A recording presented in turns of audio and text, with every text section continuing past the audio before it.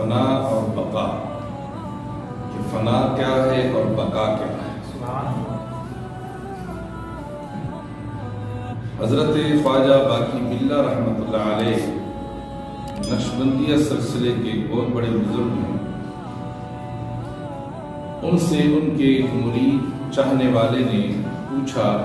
کہ فنا کیا ہے اور بقا کیا ہے۔ آپ نے فرمایا کہ مرید،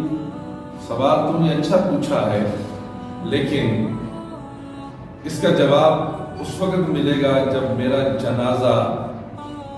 پڑھانے والا آئے اور میں اس دنیا سے رخصت ہو جاؤں، اور جو جنازہ پڑھانے کے لیے آئے گا اس شخص سے تو نے سوال کرنا ہے کہ فنا کیا ہے اور بقا کیا ہے، تو وہ جواب تجھے دے دے۔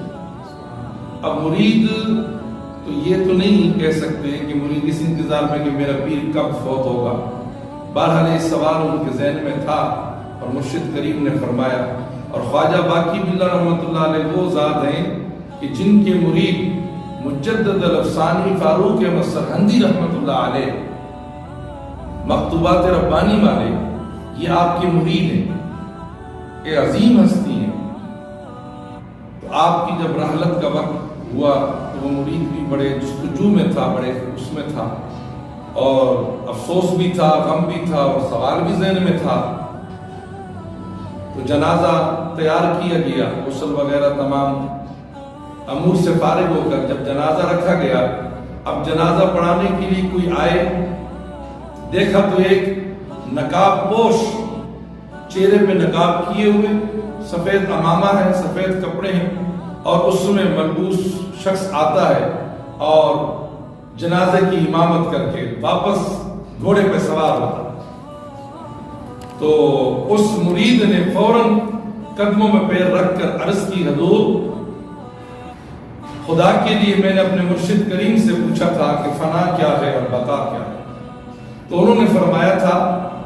کہ جو میرا جنازہ پڑھانے کے لیے آئے گا وہ اس کا جواب دے گا۔ تو آپ مہربانی فرما کر مجھے اس کا جواب دیجیے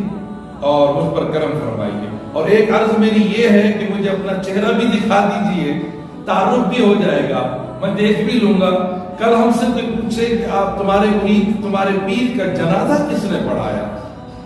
تو ہمیں پتہ ہونا چاہیے کہ ہمارے مرشد کا جنازہ کس نے پڑھایا، اور یہ بتا دے کہ فنا کیا ہے اور بقا کیا ہے۔ تو نقابپوش بزرگ نے جو لاش پڑی ہوئی تھی اس کی طرف اشارہ کیا کہ فنا یہ ہے،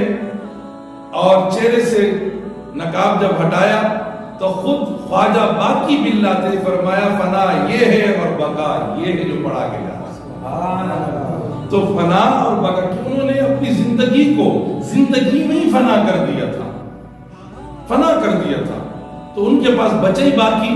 تو یہاں بھی وہ باقی ہے اور آگے بھی چل کر وہ باقی رہے، اس لیے کہ جو دنیاوی زندگی کو پہلے سے فنا کر دے،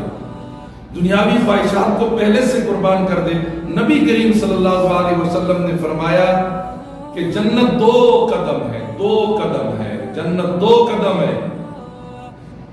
عرض کیا رسول اللہ کون؟ کہا کہ 2 قدم ہے، ایک قدم اپنے نفس پہ رکھ لو اور دوسرا قدم جنت میں ہوگا۔ اللہ تعالی ہمیں اولیاء اعظام اور نبی کریم علیہ السلام کی محبت عطا فرمائے اور دنیا کی لالچ سے محفوظ فرمائے۔